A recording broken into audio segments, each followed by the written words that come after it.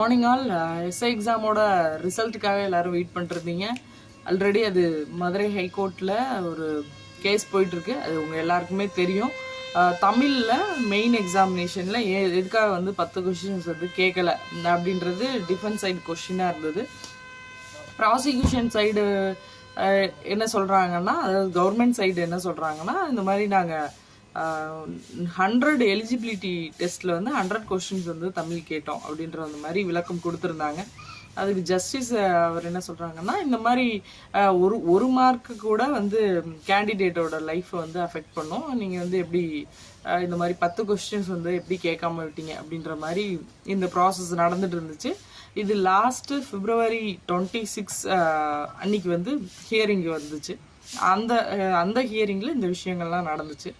அதுக்கப்புறம் நீங்கள் 10 டேஸ்க்கு இந்த ரிசல்ட்டை எஸ்ஐ ரிசல்ட்டை அனௌன்ஸ் பண்ணக்கூடாது.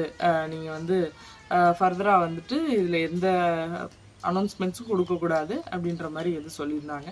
இப்போ 10 டேஸ்னால் நமக்கு ஆல்மோஸ்ட் February 27, 28 இங்கே March 7 வரைக்கும் ரிலீஸ் பண்ணக்கூடாது எக்ஸாமோட ரிசல்ட்டை அப்படிங்கிற மாதிரி இருந்தது. இது எல்லாமே ஆல்ரெடி உங்களுக்கு தெரியும். இப்போ கோர்ட் போர்ட்டலில் அப்டேட் ஆகிருக்கு. இன்னைக்கு இதோட ஹியரிங் மதுரை ஹைகோர்ட்டில் வருது.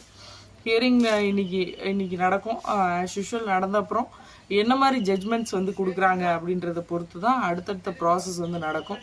ஆல்ரெடி நம்ம சொன்ன மாதிரி இந்த டேட்குள்ளே நீங்கள் ரிசல்ட்ஸ் ரிலீஸ் பண்ணுங்க அப்படின்ற மாதிரி சொல்கிறாங்களா, இல்லை எக்ஸாம் இந்த மாதிரி ஒரு பேட்டர்னில் நீங்கள் ப்ளூ பிரிண்ட் படி நடத்தலை அப்படிங்கிற மாதிரி ஒரு ஸ்டாண்ட் எடுக்கிறாங்களா, இது எல்லாமே நமக்கு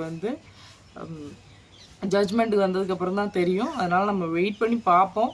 அதனால் ஹோப்ஃபுல்லாக இருங்க. பழைய ரிசல்ட்ஸில் வந்தவங்களும் இந்த புது ரிசல்ட்ஸில் வரதுக்கு வாய்ப்பு இருக்குது. இல்லை புதுசாக நல்ல மார்க் நான் ஸ்கோர் பண்ணியிருந்தேன், ஆனால் பழைய ரிசல்ட்ஸில் வரல அப்படிங்கிற மாதிரி இருக்கவங்களும் இதில் ஹோப்ஃபுல்லாக இருங்க. எதிர்பார்ப்போம் நல்ல பாசிட்டிவான ஜட்ஜ்மெண்ட்டே வரும்னு எதிர்பார்ப்போம். சில பேர் எக்ஸாம் கேன்சல் ஆகுமா அப்படின்னு ரொம்ப நல்லா எக்ஸாம் பண்ணியிருந்த கேண்டிடேட்ஸ் ரொம்ப பயத்தில் இருக்கீங்க. ஏன்னா இவ்வளோ கஷ்டப்பட்டு எழுதி எல்லாமே நான் ஃபிசிக்கல் பண்ணுறதா வேணாமான்ற ஒரு ஆசிலேஷனும் இருக்குது. நல்லா எக்ஸாம் பண்ண கேண்டிடேட்ஸ் ரொம்ப பயத்தில் இருக்கீங்க. ஏன்னா எக்ஸாம் மேபி கேன்சல் பண்ணிட்டாங்கன்னா என்னோட எல்லா இதுவும் போயிடும். இன்னொன்று லாஸ்ட் அட்டெம்ப்ட் சில பேர் இன்னும் சில பேர் அதை எப்படி தமிழில் கேட்கல, அப்போ இந்த எக்ஸாம் கேன்சல் பண்ணுங்க, ரீ எக்ஸாம் வைங்க அப்படிங்கிற மாதிரி சொல்கிறீங்க. மேபி அவங்க திரும்பவும் நாங்கள் எக்ஸாம் எழுதி தமிழ் கொஸ்டின்ஸும் இருக்கட்டும் அப்படிங்கிற மாதிரி ஒரு ஸ்டாண்ட் அவங்க எடுக்கிறாங்க. எல்லா ஆஸ்பிரண்ட்ஸுக்குமே அவங்கவுங்க பாஸ் ஆகணும், வேலைக்கு போகணும் அப்படிங்கிற ஒரு ரொம்ப ஒரு இதில் இருப்பீங்க.